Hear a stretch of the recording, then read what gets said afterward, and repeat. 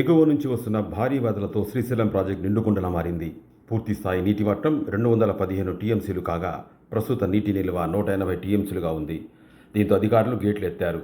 సోమవారం నుంచి గేట్లు ఎత్తేందుకు అధికారులు సన్నాహాలు చేసి చివరకు సాయంత్రం నీటిని వదిలారు.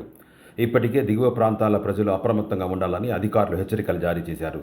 4 గేట్లను దాదాపు 12 అడుగుల మేర ఎత్తివేశారు.